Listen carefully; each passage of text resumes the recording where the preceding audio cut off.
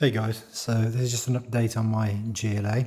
I've had quite a few requests to talk about the GLA. I got this about 6 months ago off eBay. This is a different shell on here now. I've got the McLaren Mc12.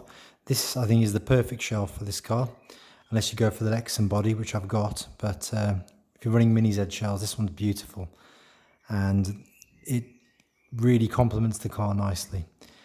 The wheels I've got on here are Mini Z all-wheel drive Kyosho wheels, offset 3 at the rear, offset 3 at the front, and that works just about perfectly with the clearance. You don't get anything hitting. You could probably even go to 3.5, but I think 3 is pretty perfect.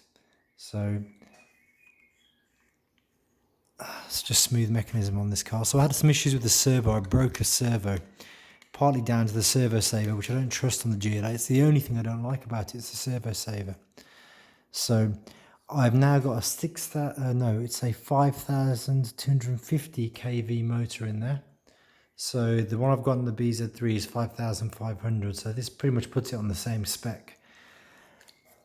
I'm using the FlySky MB4. So that's the MB4 receiver there. No gyro, as we're using this car for racing now, no more drifting.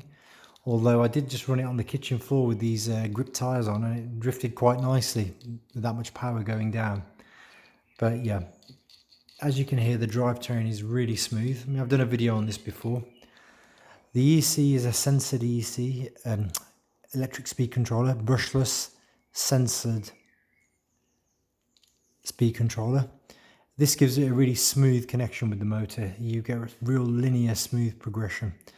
And I'll turn it on in a moment so you can hear that. I haven't got a program card for this yet. I've tried to order one, but it's an X-Power RC speed controller, and I've been on the website and there's none in stock. So if anyone has any or has one that they want to sell, please get in touch.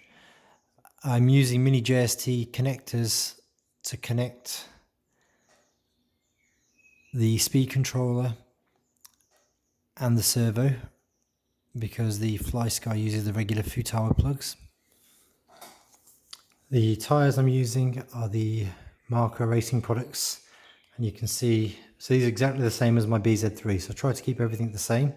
The idea was I was going to do a comparison video, although at this point in time, due to the fact the servo was broken, I couldn't do that today, but I will get some footage soon and get a comparison video up of the two cars. So, that aside, the shock settings, again, I'd raise the ride height a little bit because the track is quite bumpy to give me some clearance in the wheel arches. And this shell is the same as the BZ3, it's a McLaren Mc12. The only other settings that are really worth noting, I think, are the fact that the shocks, I've got them reasonably soft. They're not that hard. And again, that's because of the bumpy track. LiPo is the same one I'm using in the BZ3, although I have got some GR Racing ones, which I'll grab. These are the 7.4 volt, 300 milliamp, 7570C discharge, Nanotech. I've also got some GR Racing ones. So these are 45C, 330 milliamp, slightly more powerful. And they're flatter and wider, so they just give a better fit into the chassis and give that low centre of gravity.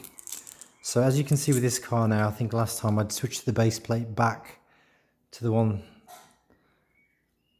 not the brass plate, but the actual graphite carbon fibre base plate, which is a lot lighter. This puts it the same weight as the BZ3. Also, I've used the Mini Z body mounts you can see here. They're actually very, very good. And unlike the BZ3, I've been able to use the standard, there we go, McLaren. Okay. So I didn't have to do any modifications to fit the shell. And the wheel choices I've used here have worked perfectly with the shell. And this car, I can tell you now, I've tested it on the track and it didn't want to flip. I mean, it took a lot to make it flip.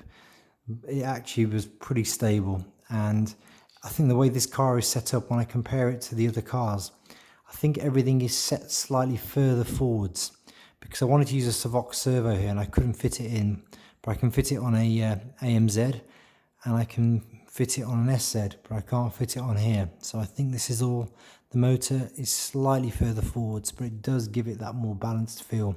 It's more like a BZ in terms of the weight distribution. Okay, so like I said, only a short video. I'll see if I can dig some footage out from the other day before the servo broke. But I think the white shell looks absolutely beautiful, and with the white wheels really does set this car off. So dying to race it against the BZ3. It's the smoothest car. The transmission is so smooth.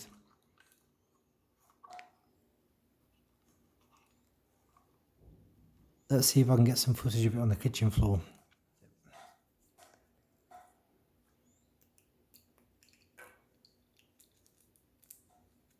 As you can see there, I use Velcro to hold the battery down.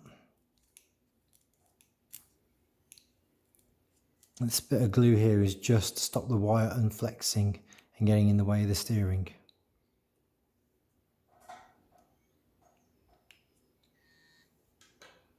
Okay.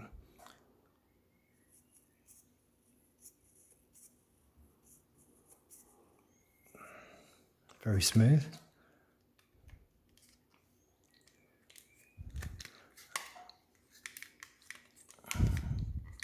It fits in pretty well. That's just the battery lead getting in the way, but apart from that, it locks in really nicely. Again, that's better than the BZ3 for how it locks in. I had to adjust the body mounts on that. So you can see we're not hitting anything. Plenty of clearance in the suspension. And we're making full use of the body. We could go a little bit wider at the back here again. Maybe even go offset 3.5. That's slightly towing out there. I'll have to adjust that, but we can leave that for another day.